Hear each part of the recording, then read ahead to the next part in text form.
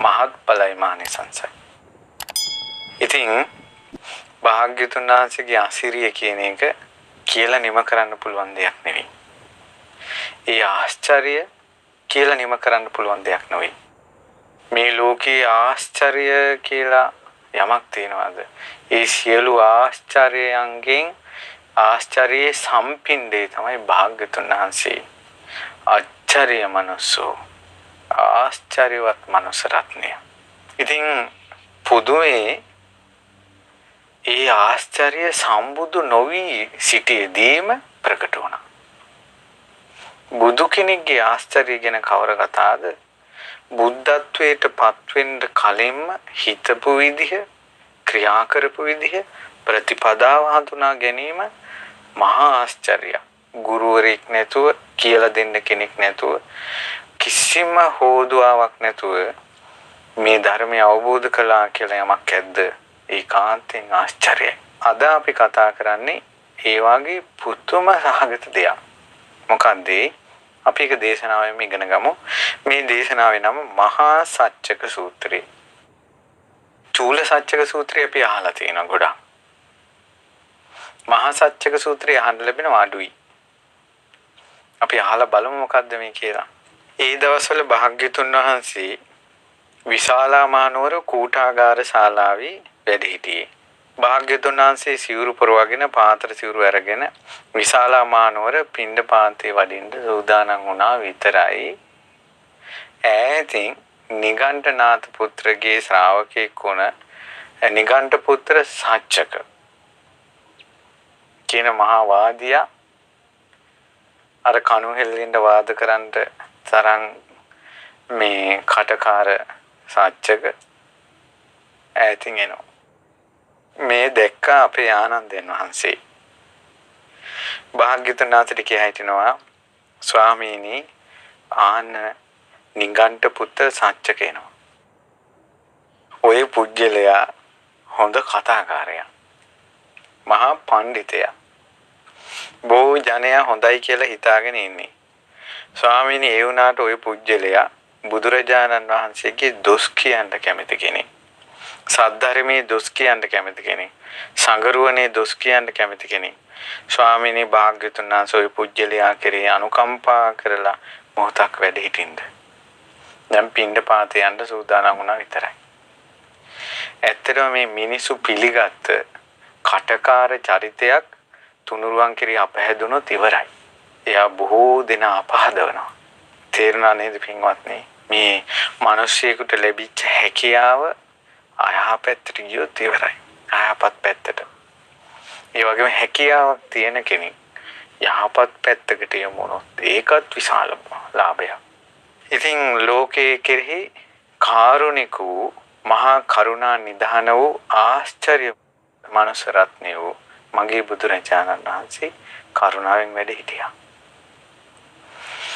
ඊට පස්සේ ඔන්න සච්චක භාග්‍යවතුන් වහන්සේ වැඩ ඉනවා දැකලා ළඟට පැමිණියා. පැමිණලා භාග්‍යවතුන් වහන්සේ පැත්තකින් සච්චක ඉඳගෙන බුදුරජාණන් වහන්සේගෙන් අහනවා, බවක් ගෞතමයන් වහන්සේ, මං කිව්වේ දැන් මේ සච්චකගේ ලොකුවට කතාව. මහා ඉහළින් කතාව. ගෞතමයන් වහන්සේ, ඇතැන් සමන බ්‍රාහ්මණවරු ඉන්නවා, ඒ අය කාය භාවනාවෙන් යුක්තයි. නමුත් චිත්ත භාවනාවෙන් යුක්ත නැහැ. බලන්න ඒ කාලේ මිනිස්සු කතා කරපු දේවල්. අද කාලේ මිනිස්සු සාමාන්‍ය මිනිස්යන්ගේ ව්‍යවහාරය මේවා තියෙනවද? මේ යුග දෙකේ වෙනස දැන් තේරෙන්නේ නැද්ද? ඉතින් කියනවා සමහර සමන බ්‍රාහ්මණවරු කාය භාවනාවෙන් යුක්තයි, චිත්ත භාවනාවෙන් යුක්ත නැහැ. ස්වාමීනි ඒගොල්ලන්ට ශාරීරික දුක් වේදනා ලැබෙනවා. බවක් ගෞතමයන් වහන්සේ මේක සිද්ධ වෙච්ච දෙයක්. ශාරීරික දුක් වේදනා පීඩා විඳිනකොට කලවා තද වෙනවා. පපුව පැලෙනවා. කටින් උණු ලේනවා. පිස්සු හැදෙනවා. සිහි විකල් වෙනවා. බවක් ගෞතමයන් වහන්සේ ඒ වෙලාවේ ඔහුගේ සිත තියෙන්නේ කයට අනුවයි. කයේ වසඟයටපත් වෙලා. ඇයි එහෙම වෙන්නේ? චිත්ත භාවනාව නැති නිසා. සිත දියුණු කළා නැහැ. එක කයට ලෙඩ රෝග පීඩා එනකොට පපුව පුපුරනවා, පිස්සු හැදෙනවා. ඒ වෙන්නේ ඒ කයට හිත එකතු වුණා. කායික භාවනාව කළාට චිත්ත භාවනාව කළා නැහැ කියලා මේක සත්‍යක කියන එක. ඇඟේ රෝගවලදී හිත විකල් වෙන්නේ කයෙන් භාවනා කළත් හිතෙන් භාවනා කරපු නැති නිසා කියලා සත්‍යක කිව්වා. කියනවා ගෞතමයන් වහන්සේ සමහර බ්‍රාහ්මණවරු ඉන්නවා චිත්ත භාවනා යෙදී වාසය කරනවා කාය භාවනාව යෙදී වාසය කරන්නේ නැහැ. එතකොට ඔවුන්ට මානසික පීඩා ලැබෙනවා. දැන් කයින් වෙන ඕන දෙයක් දැන් මෙයා ගණන් ගන්නෑ. නමුත් මානසික පීඩා ලැබෙනවා. මේ මානසික පීඩා එනකොට මෙයාට ඒක දරා ගන්න බැරුව පිස්සු හැදෙනවා. හදවත පුපුරනවා. ඊට පස්සේ උණුලේ මේ කටින් පිට එනවා. සිහි විකල් වෙනවා. හේතුව මොකද? ඒ අය චිත්ත භාවනාව කළාට කාය භාවනාව නොකරපු නිසා. කයට එන දේවල් එයාට දැනුන්නේ නැහැ. නමුත් හිතට දුක ආපු ගමන් කයෙන් උණුලේක් කෙරුණා. හේතුව එයාලා සිතේ භාවනාව කළාට කයේ භාවනාව කළා නැහැ. ඒකට හේතුව ඒකයි. මට හිතෙන්නේ ඔය ශ්‍රමණ බවක් ගෞතමයන් වහන්සේගේ ඔය ශ්‍රාවකයෝ ඔය ගස් මුල් වලට වෙලා බණ භාවනා කරනවා කියලා ඔය චිත්ත භාවනාව කරනවා. කාය භාවනාව කරන්නේ නැහැ. ඒ කියන්නේ මෙයා මේකෙන් අදහස් කළේ විසඳුමක් නැහැ කියලා. මෙයා මේකෙන් අදහස් කළේ විසඳුමක් නැහැ. දෙගොල්ලම එකයි කියන එක තමයි කිව්වේ. ඒ කිව්වේ අන්‍යාගමිකයොත් බුදුරජාණන් වහන්සේගේ ශාසනයත් එකයි වගේ කතාවක් මෙයා මේක අස්සෙන් කියන්නේ මේ. කාට වුණත් මොන භාවනාව කළත් මේ ඔක්කොම සිහි විකල් වෙලා යන චරිත තමයි කියලා මෙයා කියන්නේ. භාග්‍යතුන් වහන්සේ අහනවා පින්වත් අග්ගිවිස්සන. භාග්‍යතුන් වහන්සේ මෙයාට සත්‍යක කියලා පාවිච්චි කරන්නේ මොකද මෙයාගේ වංශේ ගිනි පුදන පිරිසක්. නිසා යැත්තන්ට කියන්නේ ගෝත්‍ර නාමය අග්ගිවිස්සන. අග්ගිවිස්සන ඔබ ඔය මොකද්ද ඔය කාය භාවනාව කියලා කිව්වේ මොකද්ද? කියනකොට අග්ගිවිස්සන කියනවා සත්‍යක බවක් ගෞතමයන් වහන්සේ නන්ද වච්ච කිස සංකිච්ච මක්කලි ගෝසාල කියන මේ ගොල්ලෝ නිර්වත් තපස් රකින්නවනේ. ආචාර ධර්ම අත්හැරලා අතින් වළඳන්නේ. ඉන්ද ස්වාමිනී කියුට එන්නේ නැහැ. යන්ද ස්වාමිනී කියුට යන්නේ නැහැ. මේ වගේ අර දුෂ්කර ක්‍රියාවක් තියෙනවානේ. ඊට පස්සේ බල්ලෙක් ඉන්න තැන දෙන කෑම මෙයාලා කන්නේ නැහැ. ඊළඟට මෙයාලා මේ බත් පිටකින් ඉන්නවා. එක බත් පිටකින් දවස් 7ක් ඉන්නවා.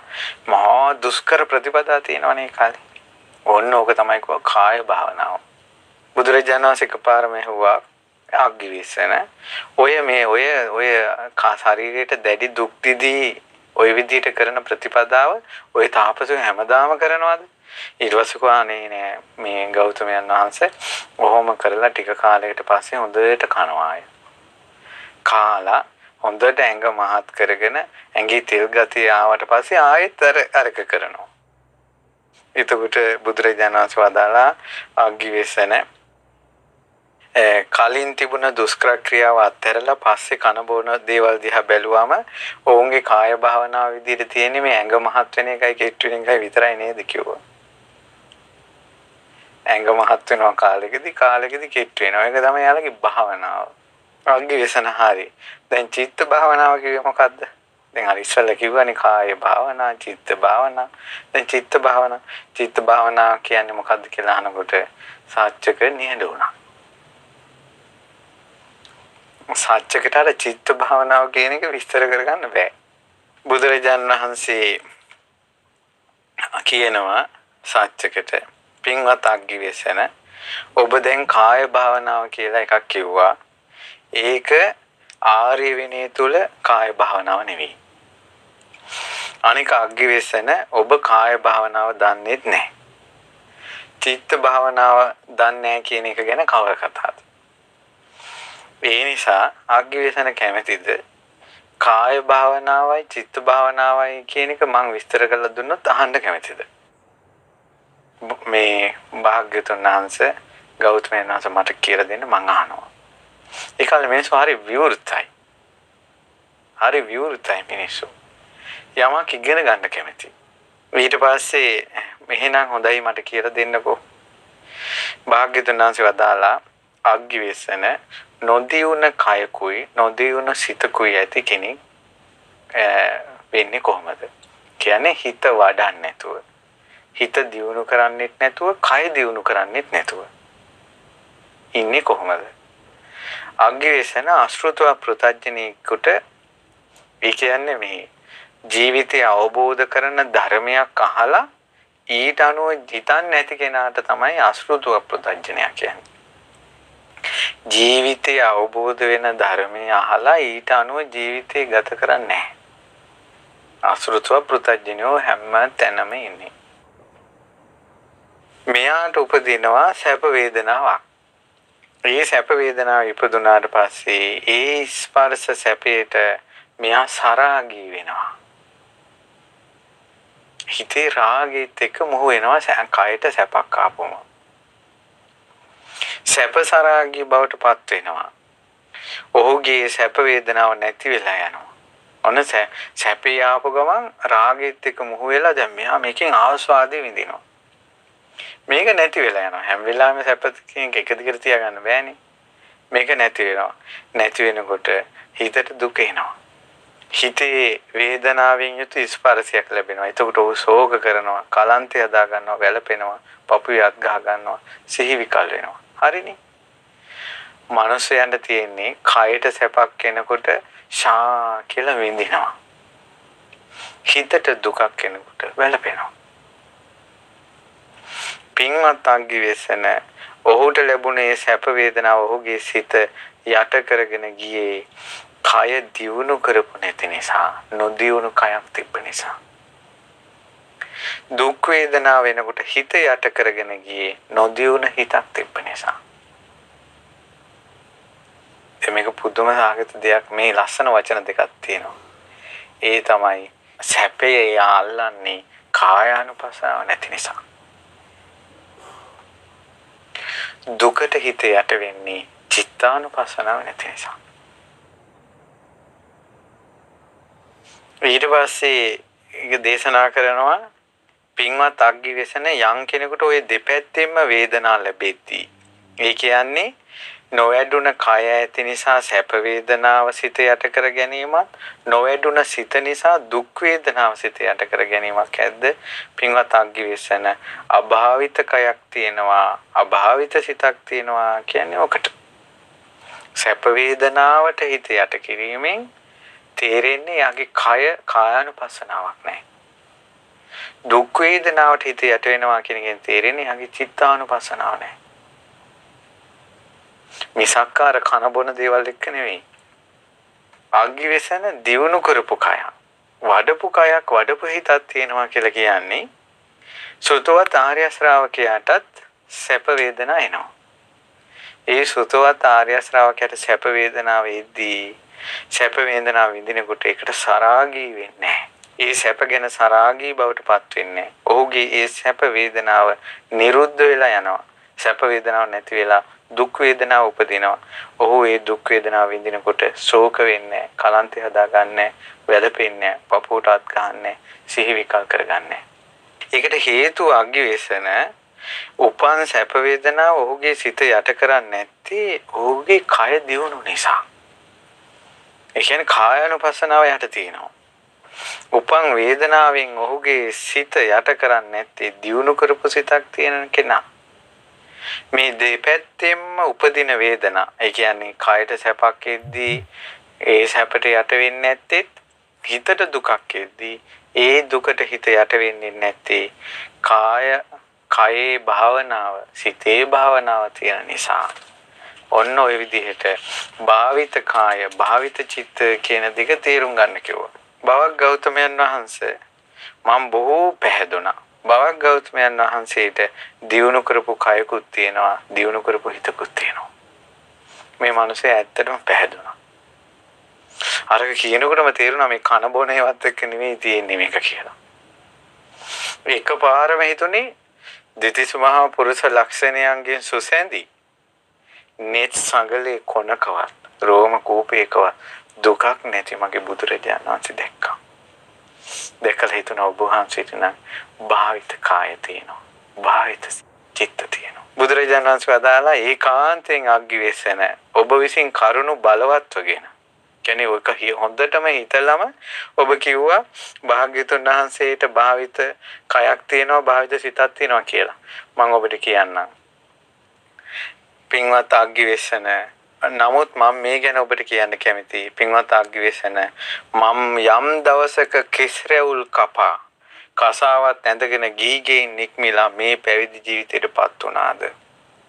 එදා ඉඳලා සැප වේදනාවක් විසින් මගේ සිත යටපත් කිරීමක් හෝ දුක් වේදනාව විසින් මගේ සිත යටපත් කිරීමක් හෝ සිද්ධ වුණේ නැහැ. ආශ්චර්යයි.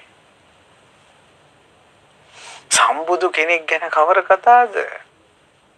සිදුහත් කුමාරයා කෙස් කපලා මංගල කඩුවේ කසාවත දරාගත්ත මොහොතේ ඉඳලා සැපෙන් හිත යට වුණෙත් නැහැ. දුකෙන් හිත යට වුණෙත් නැහැ කියන. පුදුමයි. පුදුම සාගතයි. අභිනිෂ්ක්‍රමණය කරන්නේම ශ්‍රොතවත්. මහා ආර්යෝත්තමයන් වහන්සේ. බුදු කෙනෙක් ලෝකේ පහළ වෙලා නැහැ. කියන්න කෙනෙක් නැහැ. කුසල අකුසල ගැන කියන්න කෙනෙක් නැහැ. කාය භාවනා චිත්ත භාවනා ගැන කියන්න කෙනෙක් නැතුව කේසරවුල් බා කසාවත් දරාගත්ත යම් දවසකද එදා ඉඳලා සැපෙන් හිත යට උනේත් නැහැ. දුකෙන් හිත යට උනේත් නැහැ. පුදුම සහගතයි. අපි සරණ ගිය අපේ බුදුරජාණන් වහන්සේ මේ බෝධිසත්ව කාලයක් ගැන කියන්නේ. පුදුම සහගතයි. පහදින්න කියන්නේ ඒකයි. අපේ හිත කොච්චර සැපයට යට වෙනවද? අපේ හිත කොච්චර දුකට යට වෙනවද? සැපේදී සරාගී වීමත් දුකේදී ශෝක කිරීමත් හැර අපේ ජීවිතේ මොනවද පින්වත්නි තිබුණේ? අපේ ජීවිතේ දිහා බලන්න. ඔබගේ ජීවිතේ දිහා බලන්න. සැපට ආස්වාද වෙනවා. දුකට ශෝක කරනවා. ඊට පස්සේ අග්ගිවෙස්සන කියනවා සත්‍යක කියනවා එහෙමනම් සැපකට හිත ඒ වගේ ආස්වාදයකට යන්නේත් නැතුව දුකකට වැළපීමක් ශෝකයක් එන්නේත් නැතුව ඔය අවුරුදු 6ක් දුෂ්කර ක්‍රියා කරපු කාලේ සමන ගෞතමයන්ගේ සම්බුද්ධත්වයට කලින් ඒ කාලේ ඔබ වහන්සේට එහෙම ලොකු සැපක් ඇති වුණේ නැද්ද? ලොකු දුකක් ඇති වුණේ නැද්ද?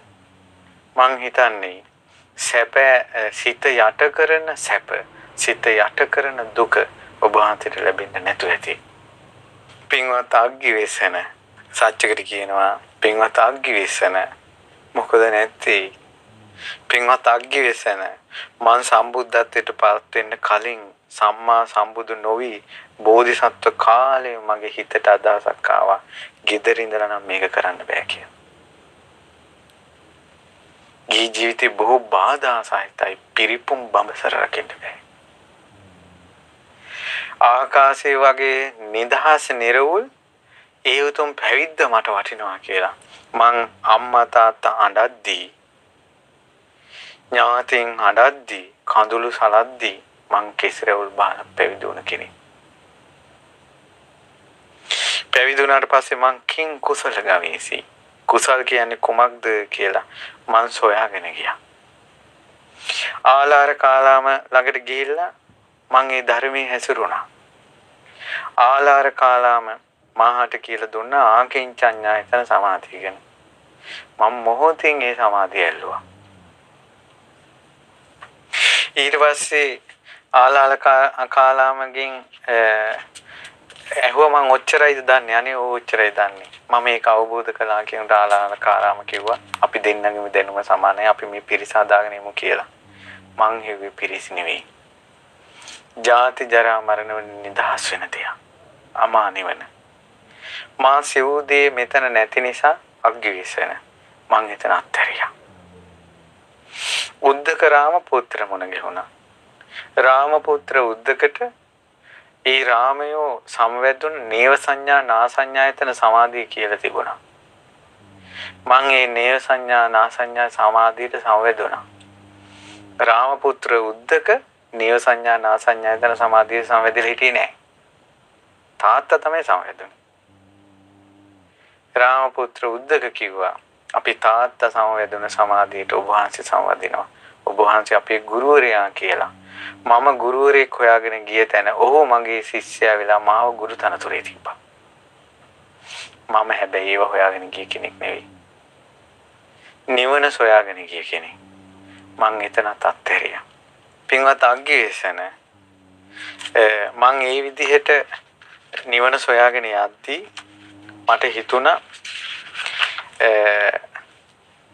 මොනවද මේ කුසල් මේ නිවන පිණිස පුරුදු කරගත යුතු මේ කුසල ධර්මයෝ ඒ කියන්නේ ගුණ ධර්මයෝ නිවන පිණිස පුරුදු කරගත යුතු දේවල් කොමක්ද කියලා සොයාගෙන යද්දී මම මගධ ජනපදයේ උරුවෙලාවේ සේනානි ගමට ගියා. සීතල නේරංජරා නදියේ ගලා බහින සුදු වැලි තිබෙන ඈත නිල්වන් වනරොද තිබෙන ඒ ප්‍රදේශයේ මම ඇවිදගෙන ගිය ප්‍රදේශ වලින් අතිශයින් රමණීය අතිශයින් සුන්දර ප්‍රදේශයක්. ඒ නිසා මට හිතුණා මෙතන හොඳයි භාවනා කරන්න. වීරිය කරන්න. මං එහෙම ඉඳලා මං ගොඩාක් වීරිය කළා. එහෙම වීරිය කරනකොට හැබැයි මේ පුදුම දෙයක්. වීරිය කිරීමට කලින් තියෙනවා. මේක සුදුසුම තැනක් කියලා මම හිතලා එතන නැවතුණා. භාවනා කරන්න සුදුසු තැන මෙතනමයි කියලා මම භාවනාවට වාඩි වෙච්ච ගමන්ම කවදාවත් අහලා නැති කවුරුවත් කියලා දීපු නැති උපමා තුනක් මට වැටහුණා. වීරිය කරන්න කලින්ම භාවනාවට ඉඳගත්ත ගමන්ම උපමා තුනක් හිතට ආවා. ඒ තමයි වතුරේ වැටිලා තියෙන වතුර යට තියෙන තෙත ලීයක් අරගෙන ගිනිගාන උත්තරාරණිය කියන ඒ ගිනිගාන දණ්ඩේ මැෂින් එකේ තෙත වතුර ඇතුලේ තියෙන ලීයක් ගන්නවා. ගෑවට ගින්දර උපදින්නේ.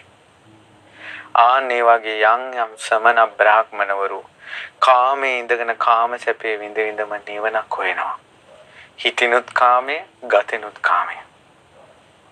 ඔවුන්ට නම් නිවන් දකින්න ලැබෙන්නේ. සමහර ලී තියෙනවා වතුරෙන් ගොඩට දාලා. හැබැයි තෙතයි. ඒකත් අරන් උත්තරාරණියේ දණ්ඩි ගෑවට ගින්දරේ නැහැ. හේතුව ඒක වතුරෙන් උඩට දැම්මට ලීයේ තෙතයි. ඒ වගේ සමහර අය කයින් කාමයෙන් ඈත් වෙලා ඉන්නවා. හිතෙන් කාමයෙන් පතනවා. ක්ලේශ කාමයට එකතු වෙලා ඉන්නේ. ඔවුන්ටත් නිවන් දකින්න බෑ. දියෙන් ගොඩට දැමු වියලිලියක් තියෙනවා. ඒ වියලිලිය උත්තරාරණීය පිරිමන්දිනකොට එසැනින් ගින්දර උපදිනවා. ආන්නේ වගේ හේතුව මොකද? ඒක වතුරෙනොත් ගොඩට දාලා ඊළඟට තෙතත් නෑ වියලි. ආන්නේ වගේ හිත කයනොත් කාමයෙන් ඈත් වෙලා නම් සිතිනුත් කාමයෙන් ඈත් වෙලා නම් ඒක න සුදුසුයි මේ ප්‍රතිපදාවට. එතකොට භාවනාවට ඉඳගත්ත ගමන්ම ඔය කරුණ වැටුණා කියනවා.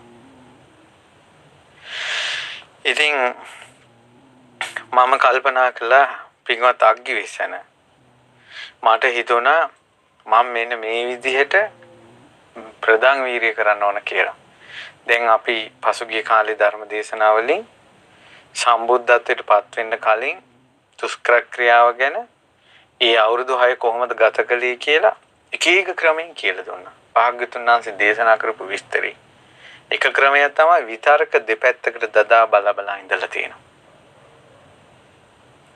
ඊළඟට අධික තීව්‍ර තපෝ වෘත. ඊළඟට කිසිම ක්ලේශයක් හිතේ හටගන්න නොදීම. විතර්කය සංඨානය කිරීම, විතර්ක නැවැත්වීම. ඊළඟට දැන් මේ බලන්න දේශනා කරනවා ඒ අවුරුදු 6 ගත කර විදිහේ කියනවා අග්ගිවේසන මට හිතුණා යටි තල්ලෙන් උඩු දත තද කරලා දිවෙන් තල්ල තද කරලා මගේ කුසල් සිතින් අකුසල් සිත පෙලන්න ඕන බලවත්ව පෙලන්න ඕන බලවත්ව තවන්න ඕන කියලා. එතකොට පින්වත් අග්ගිවේසන මං යටි දතෙන් උඩු දත තද කරගෙන හිට දිවෙන් තල්ල තද කරගෙන කුසල් සිතින් අකුසල් සිත පෙලනවා. බලවත්ව පෙළනවා.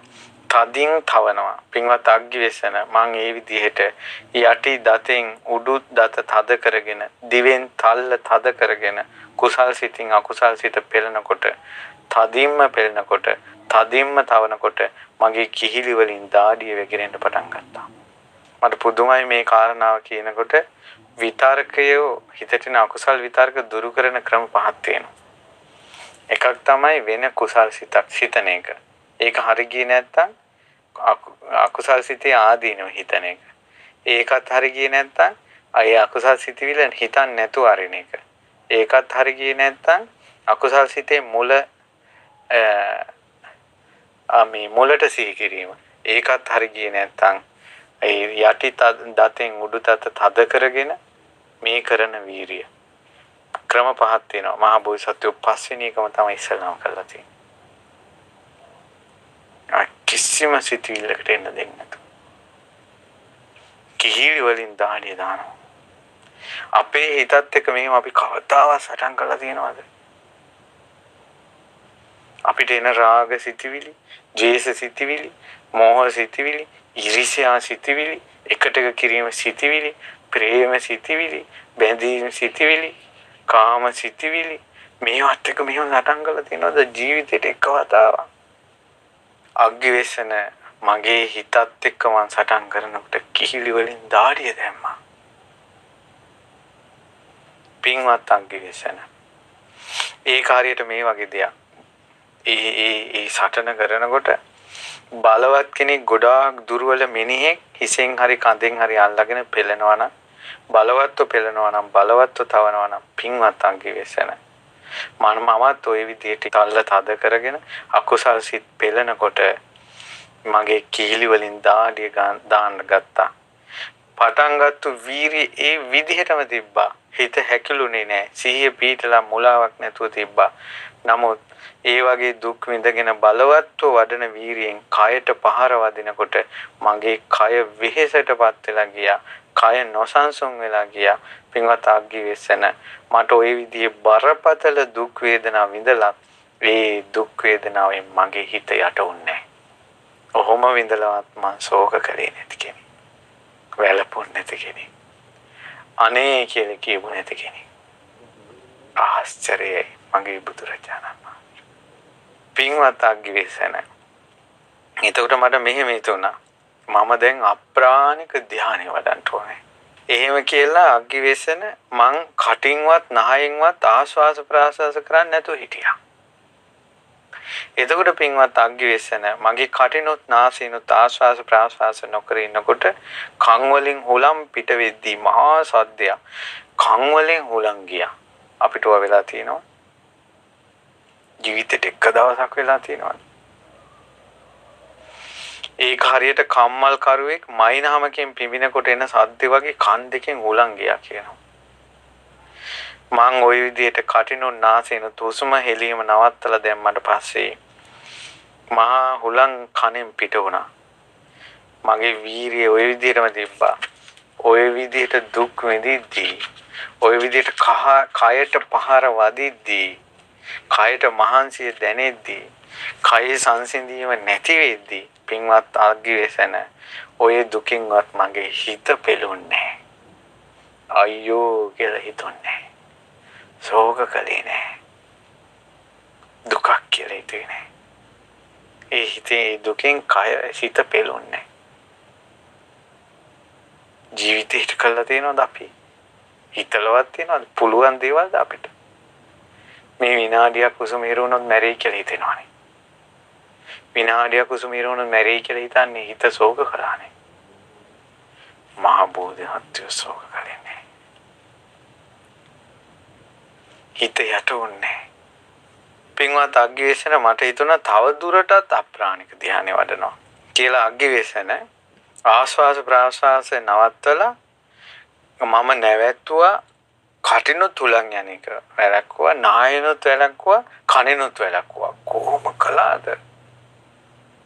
කොහොම කළාද?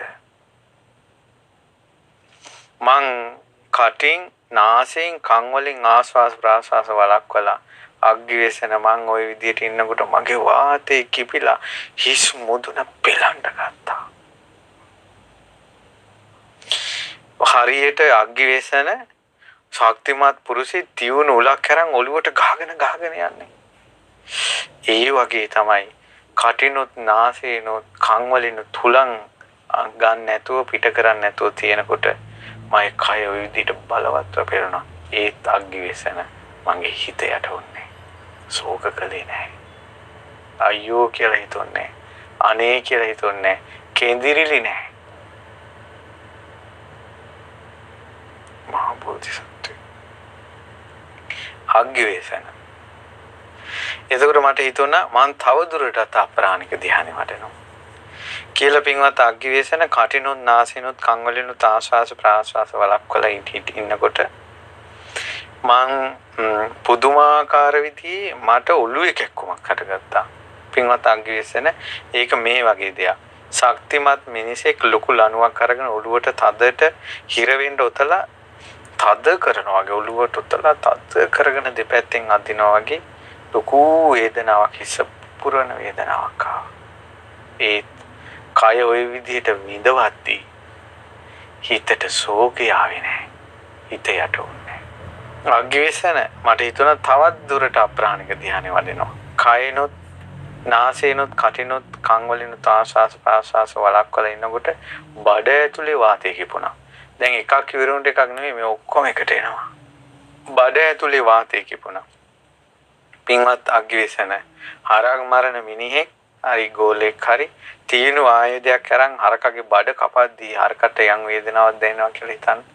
ඒ වගේ වේදනාවක් අග්ගිවේසන මට ආවා.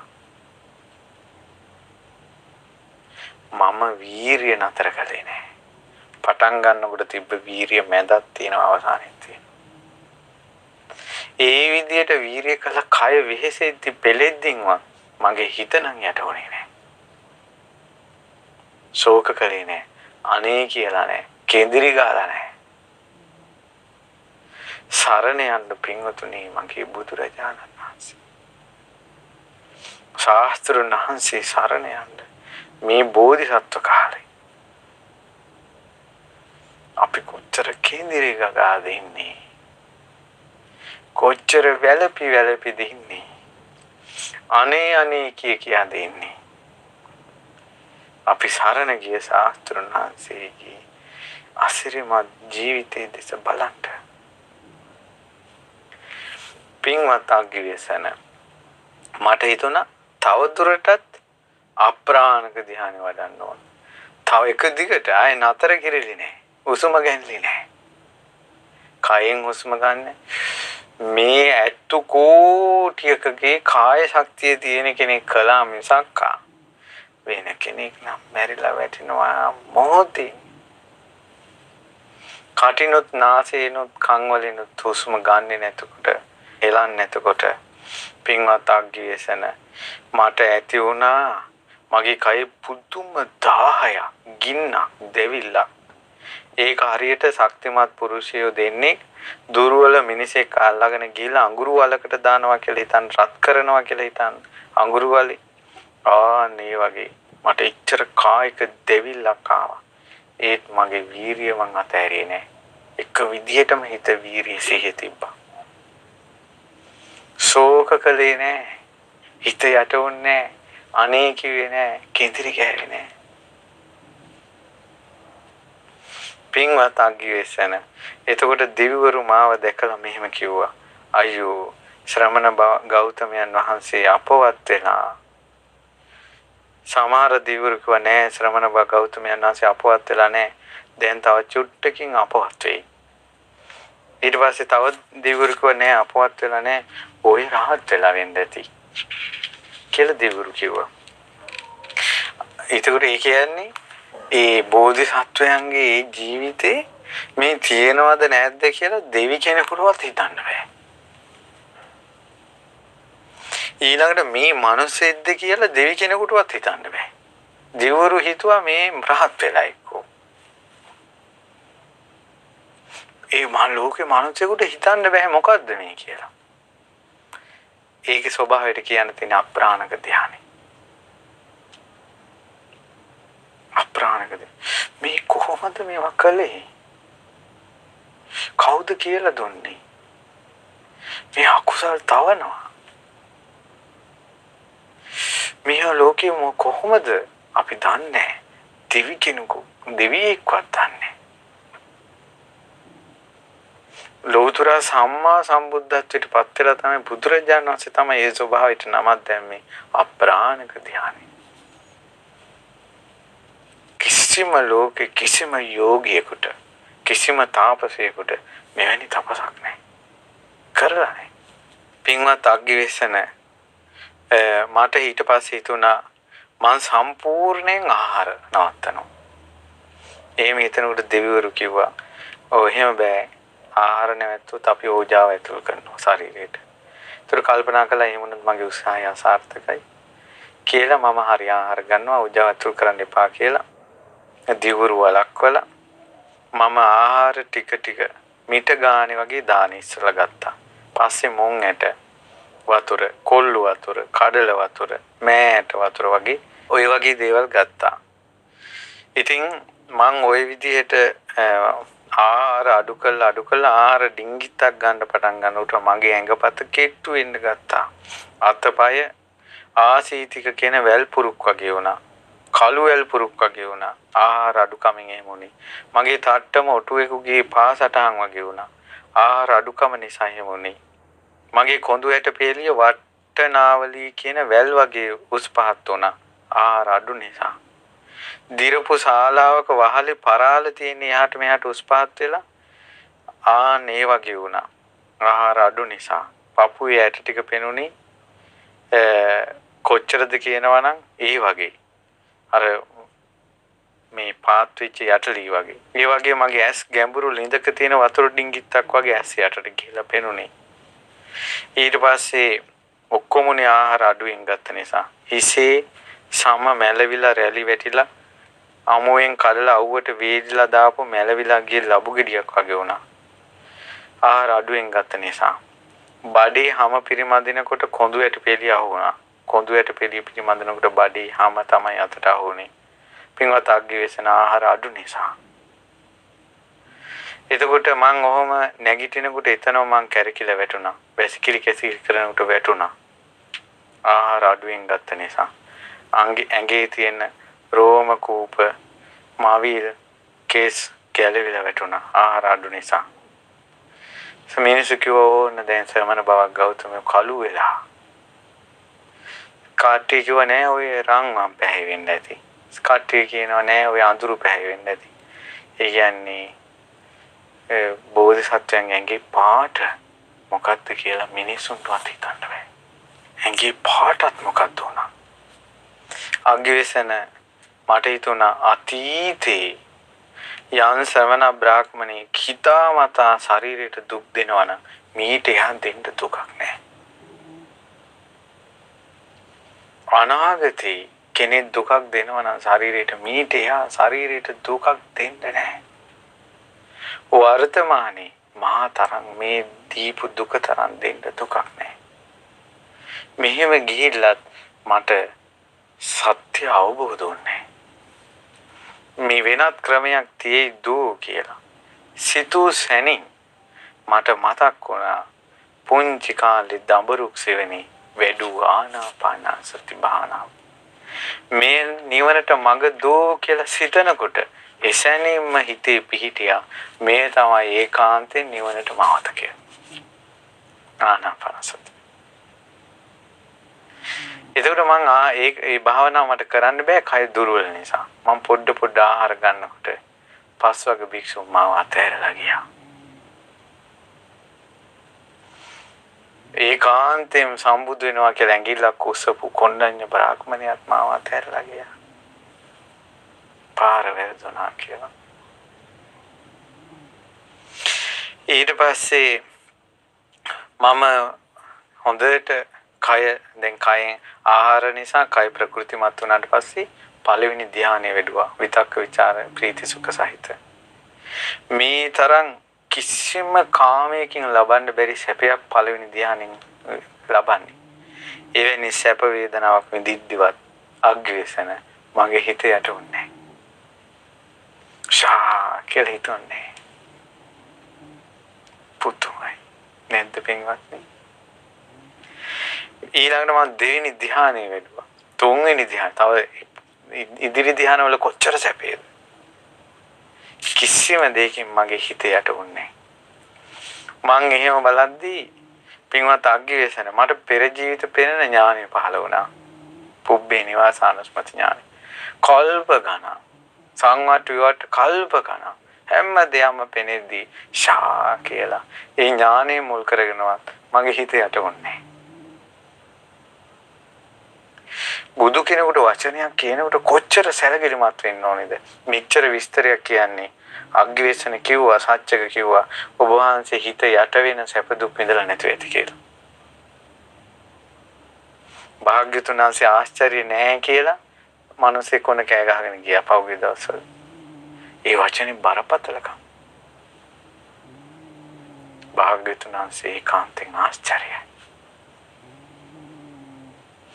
පින්වත් අග්ගිවේසන මට චුතිය උපත දකින ඥානෙ පහළ වුණා. සත්වය කර්මාරූප උපදින චුත වෙන හැටි හීන ප්‍රනීත දුගති සුගති වල ඒ ඥානෙ උපදලාවත් මගේ හිත යට වුණේ ඒ සැපෙන්. ඊට පස්සේ මගේ හිත නිකලෙස් වුණා. ඒ හිත නිකලෙස් වීමෙන්වත් මගේ හිත යට වුණේ.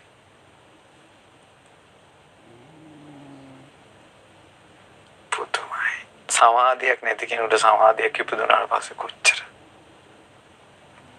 මාර්ගඵල නොලැබූ කෙනෙක් මඟඵල ලබනකොට කොච්චර සැපයක්ද? මහා බෝධිසත්වෝ ලෝතර සම්බුදු බවට පැමිණිලාවත් හිත යටවන්නේ. මේසා මහත් සැප වේදනාවකටවත් මගේ හිත යට කරලා දාන්න බැරි වුණා. පින්වත් අග්ගිවේසන පුදුම නැද්ද? පින්වත් අග්ගිවේසන නොඑක් සිය ගණන් පිරිසට මම බණ කියලා තියෙනවා මට මතකයි. ඒත් එක එක්කෙනාට මං ගැන හිතෙන්නේ මෙහෙමයි. ශ්‍රමණ ගෞතමයන් වහන්සේ ඒ බණ ටික වදාළේ මං වෙනුවෙන්මයි. බුදුරජාණන් වහන්සේ මටමයි ওই බණ කිව්වේ කියලා හිතෙනවා. ඔක්කොටම හිතෙන්නේ එහෙම. පින්වත් අග්ගිවේසන ඔබ ওই විදිහට දැනගන්න ඕනේ. ඔබ මේ විදිහට දැනගන්න. තථාගතයන් වහන්සේ අනුන්ට අවබෝධය ඇති කර දීම පිණිසමයි දාම් දෙසන්නේ. වෙන හේතුවන්නේ. පින්වත් අග්ගිවේසන මේ ධර්මයේ දේශනා කරලා අවසන් වෙනවත් එක්කම මං කලින් හිටපු සමාධි නිමිත්තටම සිත ගන්නවා. ඒකෙම හිත පිහිටනවා. එකඟ කරනවා. සමාහිත කරනවා. මං ওই විදිහට තමයි හැම තිස්සෙම ඉන්නේ. සමාධියත් එක්ක. බණක් කියලා මිනිසුන්ගේ ප්‍රතිචාරය බලාපොරොත්තු වෙන්නේ. කරුණාවෙන් ධර්මයේ දේශනා කරනවා. බණ කියලා ඉවරිච්ච ගමන් පුරාණ සමාධියටම හිත ගන්න. ඒ නිසා කොහොමදත් හිත කොමකින් යට වෙන්නද? කරුණාවෙන් අන් අයගේ අවබෝධයේ පිණිසම අනේ මේ අය මේක වටහා ගනිත්වා කියන කරුණාවෙන් දහම් දේශන නිසාම අන් අයට හිතෙනවා මට මේ කියන්නේ කියලා. ඊට පස්සේ අග්ගිවේසන කියනවා සත්‍ය කියනවා අම්මෝ ඔබ වහන්සේ නම් සම්මා සම්බුදු කෙනෙක්ම තමයි.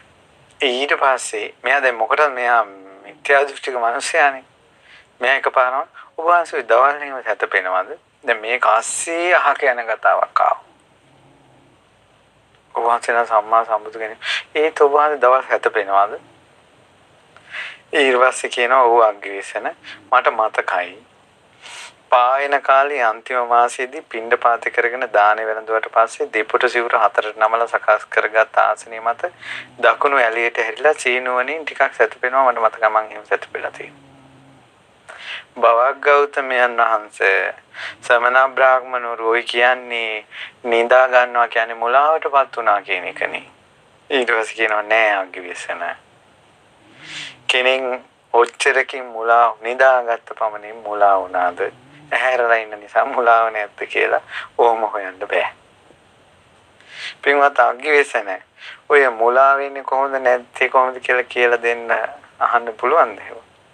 ස්වාමීනි කියලා දෙන්න. කියනවා පින්වත් අග්ගිවේසන යම් කෙනෙකුට සිත කිලිටු කළන ආශ්‍රව තියෙනවනම් දුක් විපාක ඇති පීඩා ඇති පුනර්භවය හදන නැවත නැවත ඉපදීමත් ජරා මරණත් හදන ආශ්‍රව ප්‍රහීන වෙලා නැත්තම් ආනේ කිනාටයි මුලා වෙනවා කියන්නේ. හිතේ කෙලෙස් තියෙන එකට තමයි මුලා වුණා කියන්නේ. හිතේ කෙලෙස් නැත්තම් එයාට මුලා වෙන්නේ නැහැ කියනවා. ඉසක්කමින් නිදා ගන්න එක නෙවෙයි. රහතන් වහන්සේලා මුළු ජීවිත කාලෙම නිදාගෙන හිටියත් උන්වහන්සේලාට මුලාවක් නැහැ. කෙලෙස් නැහැ. කෙලෙස් තියෙන සත්වයෝ මුළු ජීවිත කාලෙම ඇහැරිලා හිටියත් ඔව් මුලාවෙන් නිදහස් වෙන්නේ. පින්වත් අග්ගිවේසන ඒක මේ වගේ දෙයක්. තල් ගහක කරටිය කැඩුනට පස්සේ ඒක ආයෙත් පැලවෙනවා කියන එක සිද්ධ වෙන්නේ නැහනේ. ආන්නේ වගේ තමයි සිත කිලිටු කරන ආශ්‍රව තියෙනවා නම් ඒ දුක් විපාක දෙන පීඩා ලබා දෙන පුනර්භවය ඇති කරන ජාති ජරා මරණ හට ගන්න ඒවා සිඳිලා තල් ගහක කරටිය වගේ කැඩිලා තියෙන්නේ. අභාවයටපත් වෙලා තියෙන්නේ. ආයෙ කවදාවත් හටගන්නේ නැහැ. ඊට පස්සේ සාච්චක කියනවා පුදුමයි. ආචාර්යම් බහන්තේ අద్භූතම් බහන්තේ මේ බුදුරජාණන් වහන්සේ ඉස්තරහ කියන්නේ ආශ්චර්ය අద్භූතයි. නෑ අග්ගිවේසන එහෙම නෑ කියලා කියන්නේ නෑ භාග්‍යවතුන් වහන්සේ. අග්ගිවේසන කියනවා සාච්චක කියනවා ස්වාමීනි ආශ්චර්යයි අద్භූතයි. ඔබ වහන්සේ මම මොනවද කියන්නේ කියන දෙයට අර්ථය ඉස්මතු කරනවා. මොහොමඩ ලස්සනයි. කාරුණිකයි. ඔබ වහන්සේ හරියම ලස්සන කෙනෙක්. ලස්සනට විස්තර කරන කෙනෙක්. හිත පැහැදෙනවා. ඔබ වහන්සේ නම් සම්මා සම්බුදු කෙනෙක්ම තමයි. බුදුවරුවම තමයි. මට මතක් වෙන්නේ ශ්‍රමණ බවක් ගෞතමයන් වහන්සේ මට මතක් වෙන්නේ පූර්ණ කාශ්‍යපත් එක්ක මම ගියා පොඩ්ඩක් කතා කරන්න. එක වචනයයි ඇවි මේ මනුස්සයා මාත් එක්ක තරහ යනම් බැන්න මට කිව්වා. ඉතින් යාට කතා කරගන්න බැරි වුණා රංකාල ගෝට්ටියකින් ඉවර වුණා. ඊට පස්සේ මට හිතුණා මේ මං යන්න ඕන මක්කලි ගෝසාලත් එක්ක කතා කරන්න. දැන් මේ සාච්චකයා කී දිනක් එක වාද කරලාද මේ බුදුරජාණන් වහන්සේ ළඟට එන්නේ?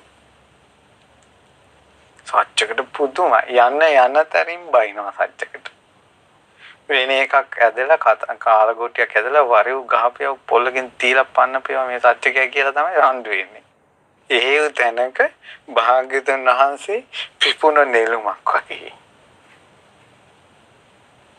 වලාකුළු නැති ආසේ සඳ මඳල වගේ. කිසි දුකක් නැති, කෙලෙස් නැති හිතේ අර්ථය ඉස්මතු කර කර මහා කරුණාවෙන් දහම් දේශනකට සත්‍යකට එක අදාහ ගන්න බෑ. සත්‍යකට හිතුණා කියනවා ස්වාමීනි ගෞතමයන් වහන්සේ මං කරුණ අවුස්සා ප්‍රශ්න කරද්දී ගෞතමයන් වහන්සේ හරි හොඳට ඒවා විස්තර කරලා දෙනකොට ওই රත්තරම් පාට සම තව තවත් බබලනවා. මුව මඩල තව තවත් ලස්සන වෙනවා. අරහත් සම්මා සම්බුදුරජාණන් වහන්සේ නමක් වගේමයි ඔබ වහන්සේ බුදු කෙනෙක්. එහෙනම් අපි දැන් යන්නම් කියලා පිටත් වුණා. හොඳයි මේ සත්‍යක මේ අග්ගිවේසන යන්න කිව්වා. ඔහුගේ සංස්කාර තිබ්බේ බුදු කෙනෙක් ඉදිරියේ නිවන් දකින්න නෙවෙයි. හැබැයි ශාස්ත්‍රුන් වහන්සේ සමග කරපු දහම් සාකච්ඡාව පස්සේ කාලේ විපාක දුන්නා. අවුරුදු 200 ගානකට පස්සේ ලංකාවේ ඉපදුනා. කළු බුද්ධ රක්කිත කියලා. ඇමති පවුලක ඉපදුනා. පැවිදි වෙලා ඒ උත්තමයා තමයි කළු බුද්ධ රක්කිත මහරහතන් වහන්සේ. කළුවර දාක කළු දියපොකුණේ කළු තිඹිරි ගහක් යට කළු ගල් ආසනේ කාලකාරාම සූත්‍රයේ එයක් කෙලිවෙන කල් බුදු ගුණ කිවි මේ සත්‍යක. මේ දැකලා තමයි ශාස්ත්‍රුන් වහන්සේ දහම් දේශන. බුදුරජාණන් වහන්සේ ආශ්චර්යයි. භාග්‍යවතුන් වහන්සේ ආශ්චර්යයි. ඒ බෝධිසත් කිස්රෙවුල් බාල කසාවත දරාගත් මොහොතේ පටන් සැප වේදනාවකින් හෝ දුක් වේදනාවකින් හෝ හිත යට වෙලා නැහැ. දහම් දේශනා කරනකොට මේ අයට වැටහේවා කියන කරුණාවෙන් ජීවිත අවබෝධයට දහම් දේශනා ඉවරිච්ච ගම සමාධියට සමවදිනවා. මිනිසුන්ට හිතෙන්නේ මටමයි බණ කිව්වේ. බුද්ධ කාලේ කොහොමද තියෙන්නේ නැතිද? ඒ ශාස්ත්‍රඥාන්සේගේ මොහොමඩල අභියස මේ වගේ රම් පැහැෙන් බැබිලි ඒ ධර්මයේ දේශනා කරන ටිප්පින් වන්තයෝ ඒ ධර්ම කෙසේ අවබෝධ කරගන්නට ඇතිද? කියන්න තියෙන්නේ පින්වත්නි ආශ්චර්යයි. පහදින්න බුදුරජාණන් වහන්සේට දිවි තිබෙනතුරු නිවන් දකින්නතුරු මගේ බුදුරජාණන් වහන්සේ මං සරණ යනවා කියලා හිතන්න. ශ්‍රී සද්ධර්මයේ සරණ යනවා කියලා හිතන්න. ආර්ය මහා සංඝරත්නයේ සරණ යනවා කියලා හිතන්න.